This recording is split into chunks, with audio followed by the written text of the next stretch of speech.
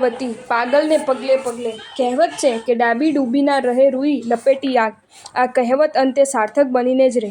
પ્રપંચનો પડદો હટી જતાં જે ગાંધર્વ શાળામાં વત્સરાજ ઉદયન અને રાજકુમારી વાસવદત્તાના સામસામા દર્શન થઈ રહ્યા, એ પલે બંનેની મનોસૃષ્ટિ સ્વપ્નમય બની ઉઠી હતી. ઉદયન વિચારી રહ્યા કે આ રાજકુમાર ખરેખર ધન્ય બની જશે કે જેના કંઠે ભવિષ્યમાં વાસવદત્તા વરમાળાનું આરોપણ કરશે.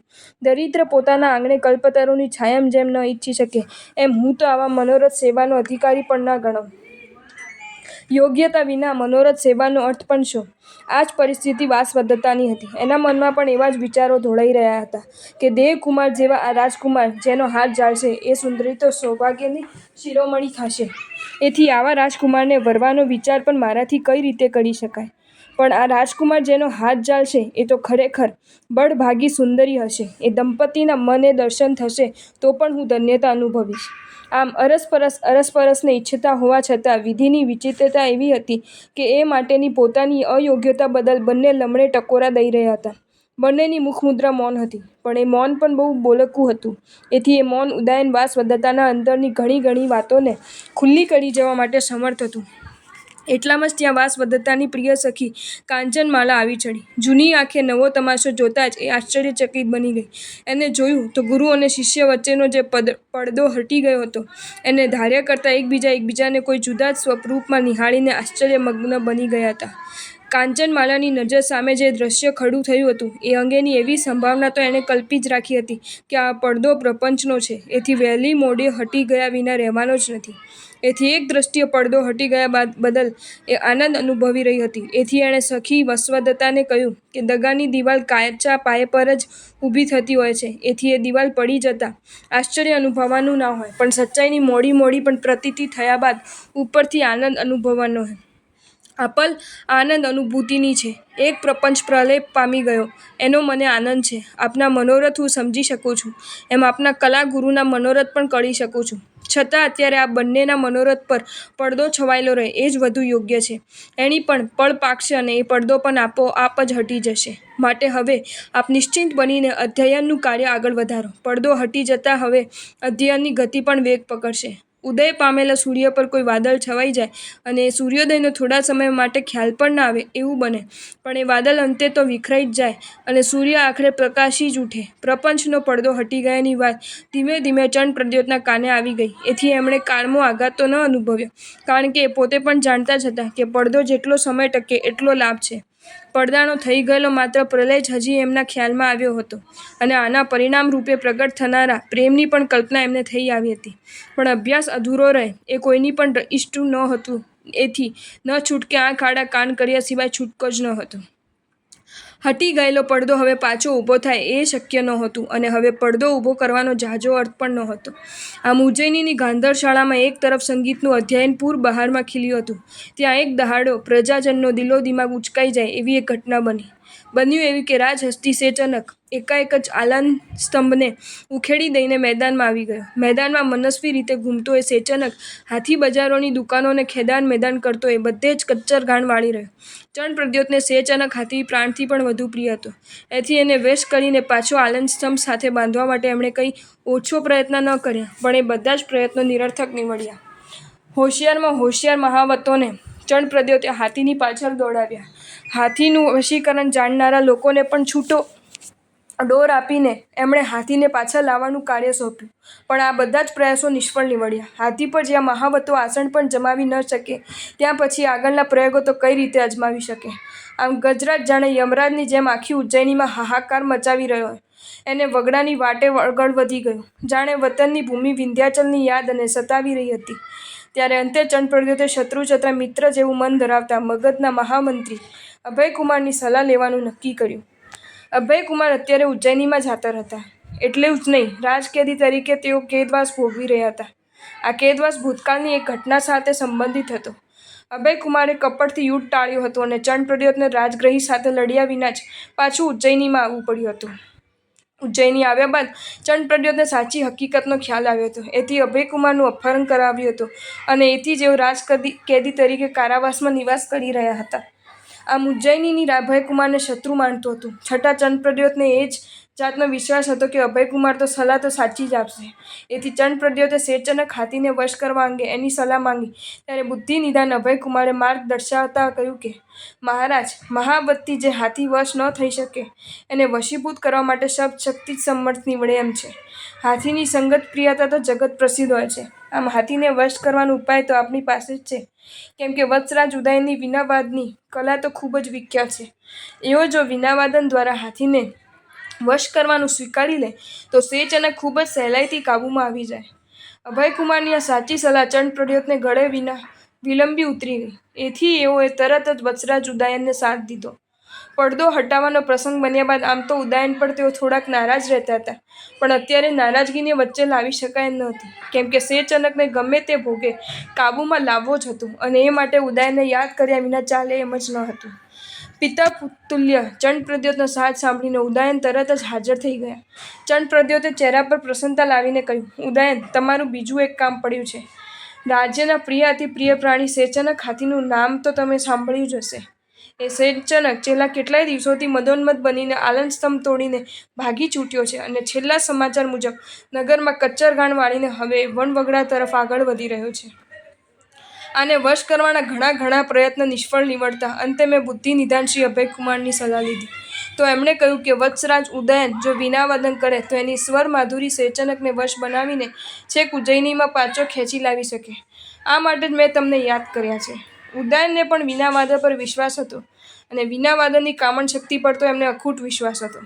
એથી એમને ચંદ્રપ્રદ્યોતની આ વાતને એક શરતપૂર્વક સ્વીકાર કરવાની તૈયાર દર્શાવતા કહ્યું, મહારાજ, આપની વાત તો મારે સ્વીકાર જ કરવાનો હોય, પણ શેરચનક જેવો હાથી જ્યારે મદોન્મત્ત બન્યો હોય ત્યારે મારા વીણાવાદનમાં વાસવદત્તાની વીણા કળા પણ ભણે તો કાંઈ પણ હિસાબે શેરચનકને વશવર્તી બનવું જ પડે. માટે વશવદત્તાને પણ આપે આ અંગે જાણ કરવાની રહેશે. પ્રપંચનો પડદો જે રીતે હટાવી દેવાયો હતો એ ઘટનાની સ્મૃતિ ઉદયનના આ પ્રસ્તાવ સાંભળતા જ ચંદ્રપ્રદ્યોતને તાજી થઈ આવી. આ રીતે ઉદયનની પાછળ વાસવદત્તા વનવગડાની માટે સહપ્રવાસી બને એ એમનું ઈષ્ટ તો ઓછું હતું, પણ આ અનિષ્ટને ઈષ્ટ બનાવ્યા વિના ચાલે એમ જ નહોતું. એથી ચંદ્રપ્રદ્યોતે એ શરત પણ માન્ય રાખી અને વાસવદત્તાને ઉદયનના સહપ્રવાસી બનવા એમણે જણાવી પણ દીધું. ઉજ્જૈનના દરબારની શોભા જેમ શેરચનક હાથી હતો એમ ભદ્રાવતી નામની હાથની પણ એક શોભા હતી. એના મહાવતનું નામ વસંતક હતું. આ ભદ્રાવતી પર આરૂઢ થઈને ઉદયનની સાથે વાસવદત્તાને જવાનું નક્કી કર્યું. એ દિવસે ભદ્રાવતી પર ઉદયન આરૂઢ થયા. એમના હાથમાં વીણા શોભતી હતી. એમની પાછળ વાસવદત્તાની બેઠક હતી, એ પણ વીણાધારીણી હતી. ભદ્રાવતીને દોરવાની જવાબદારી મહાવત વસંતકે અદા કરી. જ્યાં એઓ પ્રયાણ કરવાની તૈયારી કરી રહ્યા હતા ત્યાં જ એક વનેચર હાજર થયો. રાજવીએ વનેચરની શેરચનકની ભાળ લેવા માટે પાઠવ્યો હતો. એણે આવીને જણાવ્યું કે રાજન, ગજરાજ શેરચનક અત્યારે વિંધ્યાટવી તરફ દોટ મૂકી રહ્યો છે. એનો વેગ એવો છે કે કોઈ એની આંબી ન શકે. આ સમાચાર મળતા ચંદ્રપ્રદ્યોતે વત્સરાજને કહ્યું, આ વનેચર તમારો ભોમિયો બનશે. હવે તમારે હાથીને શોધવામાં સમય બગાડવો નહીં પડે. આ વનેચર તમને સીધો જ ત્યાં દોરી જશે જ્યાંથી શેરચનક આગળ વધી રહ્યો હશે. ઉજ્જૈની કુશલ મંગલ વાંચી રહ્યું અને ભદ્રાવતીનો એ પ્રવાસ ચાલુ થયો. વીણાધારી ઉદયન વાસવદત્તાનું એ દર્શન મેળવીને સૌના નયનો નૃત્ય કરી ઉઠ્યા. થોડા જ દિવસોમાં એ પ્રદેશની હદ ચાલુ થઈ ગઈ કે જ્યાં શેરચનક હાથી હોવાની 100% સંભાવના હતી. સંભવિત આ વન પ્રદેશ આવતા જ ઉદયને પોતાની વીણા સંભાળી લીધી અને એવું કળાએ કુશળતાભર્યું વાદન ચાલુ કર્યું કે વનનું એ બિહામણું વાતાવરણ પણ સોહામણું બની ઉઠ્યું. એમાં પછી વાસવદત્તાની વીણા કળા ઉમેરાઈ. એથી તો વાતાવરણમાં સૂર ને સંગીતનું અદ્વૈત રચાઈ ગયું. આ અદ્વૈતને માનવા હરણિયા પણ દોડતા આવ્યા અને નાગરાજો ત્યાં આવીને ડોળી રહ્યા. ભદ્રાવતી આગળ વધી રહી એમ આ સંગીતની મિજરસ પણ આગળ વધી રહી. ઉદયનની નજર જે પળને જેવો તળસી રહી હતી એ પળ પણ આવી ઉભી. ઉદયન વાસવદત્તાના વીણાવાદનનો એ સૂરો શેરચનકના કાનમાં પ્રવેશ્યા અને ગાંડોતુર જણાતો એ હાથી એકદમ થંભી ગયો. એટલું જ નહીં, એ સ્તબ્ધ બનીને સંગીતના શ્રવણમાં એકતાન થઈ ગયો. બસ, ઉદયનનું કામ હવે થઈ જ ગયું હતું. એમણે વસંતકને કહ્યું, મહાવત, હવે આપની ફતેહ છે. હવે આપણે શેરચનકની પ્રતીક્ષામાં એની પાછળ જવાની જરૂર નથી. સંગીતની સાંકળથી બંધાયેલો એ જ હવે આપણી પ્રતીક્ષા કરતો આપણી પાછળ આવશે. માટે હવે હાથણીને પાછી વાળો, જેથી વહેલી તકે ઉજ્જૈની આવે.